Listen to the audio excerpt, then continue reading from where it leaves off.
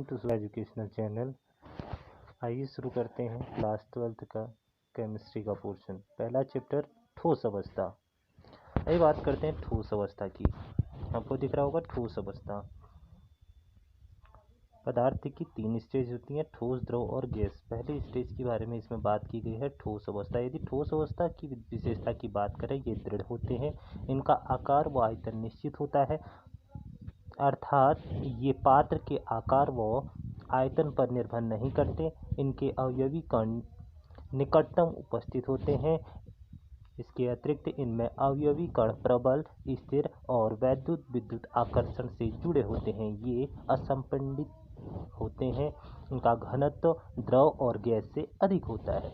इनमें विस्तरण की क्रिया नहीं पाई जाती है। ये गर्म करने पर मुख्यतः द्रव अवस्था का निर्माण करते हैं, जिसे गलनांक कहते हैं। वह ताप जिस पर ठोस द्रव अवस्था में परिवर्तित होता है उसे गलनांक बिंदु कहते हैं, या वह गलनांक बिंदु कहलाता है। यदि ठोस के प्रकार की बात करें तो ये 2 प्रकार के होते हैं। अंतराण्विक बल के आधार पर यदि हम बात करें तो ये आणविक बलों के आधार पर 4 प्रकार के होते हैं। पहला आयनिक ठोस। यदि आयनिक ठोस की बात करें, इनमें अवयवी कण आयन होते हैं जो प्रबल, स्थिर विद्युत आकर्षण बल से जुड़े होते हैं। ये ठोस अवस्था में विद्युत के सुचालक, जबकि गलित व जलीय अवस्था में विद्युत के सुचालक होते हैं। For example NaCl, KNO3, KCl, CuSO4, MgO, CaF2, Al2, SO4, etcetera etcetera. और कहीं पे क्वेश्चन पूछा भी जाता है आयनिक ठोस के बारे में, तो आयनिक ठोस में ठोस अवस्था में कुचालक जबकि गलित अवस्था में सुचालक होते हैं। क्यों, ये प्रश्न पूछा जाता है। तो इस प्रकार के प्रश्नों को हम और भी देख सकते हैं इसमें, जैसे ठोस कठोर क्यों होते हैं। देखिए, ठोस कठोर इसलिए होते हैं कि अवयवी ठोस के मध्य प्रबल स्थित विद्युत आकर्षण बल होने की वजह से ठोस बहुत कठोर होते हैं। ठोस का आयतन आकार निश्चित क्यों होता है, ऐसे प्रश्न भी पूछे जाते हैं। ठोस के अवयवी कण निश्चित क्रम से एक दूसरे से बंधे होते हैं और निश्चित ज्यामिति और संरचना का निर्माण करते हैं, इसीलिए आयतन और आकार ठोसों का निश्चित होता है। यदि इसके दूसरे ठोस की बात करें तो धात्विक ठोस। इनमें धात्विक बंध पाए जाते हैं। इनमें धारा का प्रवाह मुक्त व कर्नेल ई की सहायता से होता है, अतः ये विद्युत के सुचालक होते हैं। For example FeNiCO, Ag, Au, Pd, PF, NaAl etcetera. आइए बढ़ते हैं ज्यामिति के आधार पर ठोस। देखिए, ज्यामिति के आधार पर मुख्यतः ठोस 2 प्रकार के होते हैं, क्रिस्टलीय ठोस और अक्रिस्टलीय ठोस। यदि क्रिस्टलीय ठोस की बात करें, इनकी ज्यामिति निश्चित होती है। अक्रिस्टलीय ठोसों की ज्यामिति अनिश्चित होती है। क्रिस्टलीय ठोस, इनमें अवयवी कणों को निश्चित अवस्था के रूप में देखा जा सकता है। इसमें अवयवी कणों को अनिश्चित व्यवस्था के रूप में देखा जा सकता है। यदि इसमें शीतलन वक्र की बात करें तो क्रिस्टलीय ठोस में शीतलन वक्र असतत होते हैं, और यदि अक्रिस्टलीय ठोसों की बात करें तो इसमें शीतलन वक्र सतत होते हैं। इस प्रकार से हम इसे ग्राफ के द्वारा प्रदर्शित कर सकते हैं। और यदि क्रिस्टलीय ठोस की बात करें, इनके गलनांक क्वथनांक उच्च होते हैं। अक्रिस्टलीय ठोस के गलनांक व क्वथनांक निम्न होते हैं। क्रिस्टलीय ठोस विषमदैशिकता पाई जाती है, अक्रिस्टलीय ठोसों में समदैशिकता पाई जाती है। कभी कभी प्रश्न पूछा जाता है कि कांच अतिशीलित द्रव होते हैं क्यों। कांच अक्रिस्टलीय ठोस है क्योंकि जिसे गर्म करने पर यह तेजी से ठंडा हो जाता है, अतः यह शीतलन वक्र सतत प्राप्त होता है इसमें, इसीलिए इसमें शीतलन या शीतलता द्रव इसे कहा जाता है। आइए बात करते हैं अगली टॉपिक की। कभी पूछा जाता है समदैशिकता और विषमदैशिकता में अंतर बताइए, तो हम इस तरीके से इसे सॉल्व कर सकते हैं। देखिए, यदि समदैशिकता की बात करें, जब अक्रिस्टलीय ठोस की संरचना में उपस्थित अवयवी प्रकाश के समान गुणधर्म प्रदर्शित करते हैं उसे समदैशिकता कहते हैं। यदि विषमदैशिकता की बात करें, जब क्रिस्टलीय ठोस की संरचना में अवयवी कण प्रकाश के समान गुणधर्म प्रदर्शित नहीं करते तो उसे विषमदैशिकता कहते हैं। यदि समदैशिकता की बात करें तो इनमें भौतिक गुण जैसे चालकता, विशिष्ट चालकता, अपवर्तनांक आदि एक समान होते हैं। यदि विषमदैशिकता की बात करें, इनमें भौतिक गुण जैसे चालकता, विशिष्ट चालकता, अपवर्तनांक आदि असमान होते हैं। यदि समदैशिकता की बात करें तो हम इसे इस प्रकार से फिगर से दर्शाते हैं, और यदि हम विषमदैशिकता की बात करें तो हम इसे इस तरीके से दर्शाते हैं। तो इस तरीके से हम इसे सॉर्ट आउट कर सकते हैं। और कभी कभी इस तरीके से प्रश्न भी पूछे जाते हैं कि निम्न ठोसों को भिन्न भिन्न वर्गों में वर्गीकृत कीजिए, जैसे T4, O10, NH4, 3PO4, graphite, SiC, plastic, पीतल, P4, LiBr, RB, Si और I2। तो इसमें संयोजकता पूछी जाती है, आयनिक अवस्था पूछी जाती है, आणविक अवस्था पूछी जाती है, धात्विक अवस्था पूछी जाती है, उसकी क्रिस्टलीयता पूछी जाती है। तो इस तरीके से हम इसे सेपरेट कर सकते हैं। आइए बढ़ते हैं अगले टॉपिक की ओर। अगला टॉपिक क्रिस्टलन या क्रिस्टल जालक।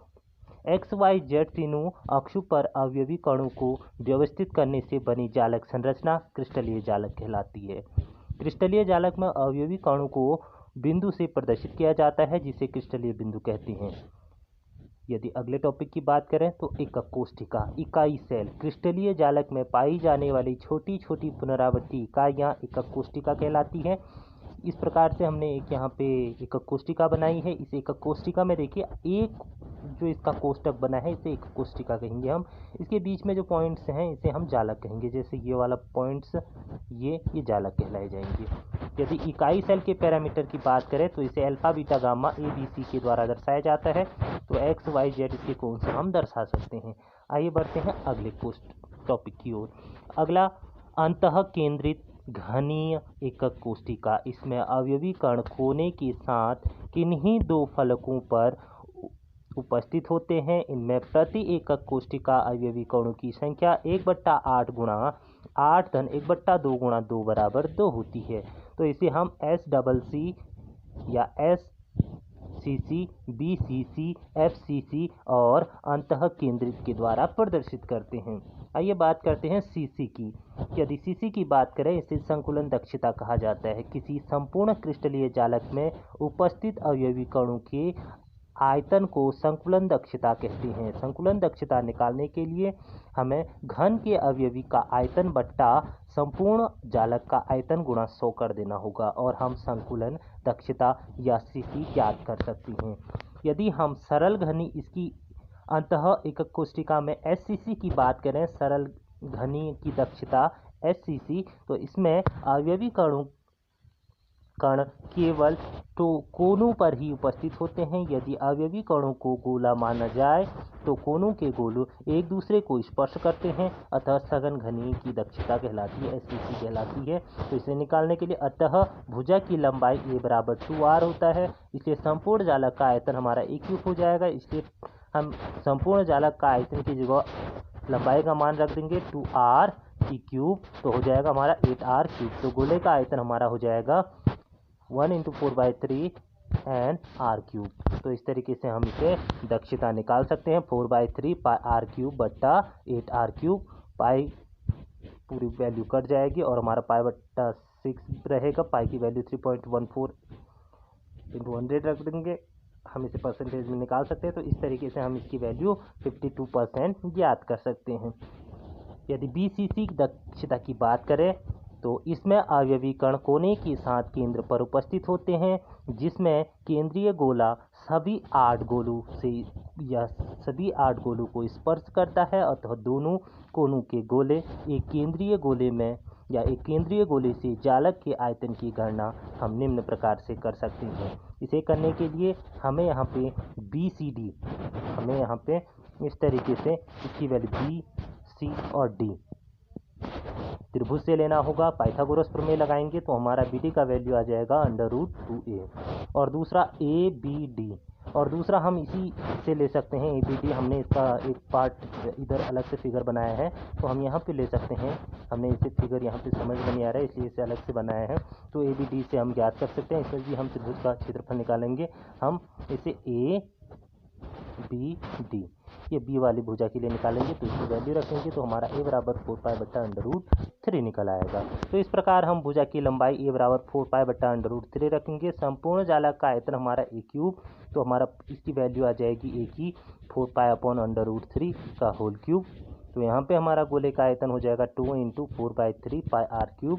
इसलिए हमारी सी सी की value 2 × 4/3πr³ upon 4π/√3 whole cube. C C की वैल्यू रखेंगे और हमारा 67.90% हमारा BCC निकल आएगा। तीसरा है FCC की दक्षता। FCC की दक्षता भी हम निकालते हैं। इसमें हम त्रिभुज ABC के लिए ले लेंगे। ये त्रिभुज इसी का है ABC, इसे यहाँ पे बनाया गया है। इसमें 3 दिखाए गए हैं, CCP व SCP। तो इसी में हम इसकी सेम पाइथागोरस प्रमेय लगा के AC का वर्ग इक्वल्स टू AB का वर्ग धन BC का वर्ग वैल्यू रखेंगे और हमारा A इक्वल्स टू 2√2r। संपूर्ण घन का आयतन एक क्यूब होता है, तो हम इसकी वैल्यू रख के 2√2r होल क्यूब कर देंगे। और इस प्रकार हमारा इसका अवयवी कण का आयतन 4 × 4/3πr³ निकल आएगा। सीसी की दक्षता हमारी निकल आएगी। इस प्रकार से हम इसे ज्ञात कर सकते हैं। आइए बढ़ते हैं दोषों की ओर। ठोसों में दोष और त्रुटियां पाई जाती हैं। ठोसों में निश्चित ज्यामिति की संरचना में ताप बढ़ने से या अशुद्धियां प्रवेश कराने से नियमित व्यवस्था में विचलन उत्पन्न होता है, अर्थात यह विचलन दोष, त्रुटि या अपूर्णता कहलाती हैं। दोष मुख्यतः 2 प्रकार के होते हैं, आयनिक यौगिकों में और दूसरा अनायनिक यौगिकों में। इलेक्ट्रॉनिक आयनिक या इलेक्ट्रॉनिक में या परमाणुक में। यदि हम परमाणु की बात करें तो इसमें दोष मुख्यतः 2 प्रकार, एक रिक्तिका में पाया जाता है, दूसरा अंतरकाशीय बिंदु में पाया जाता है। So thank you so much for watching our Sona educational channel. So please like and subscribe our channel. आपको नेक्स्ट वीडियो हमारे दोस्तों के बारे में मिलेगा। So please शेयर करना, लाइक करना और सब्सक्राइब करना नहीं भूलिएगा।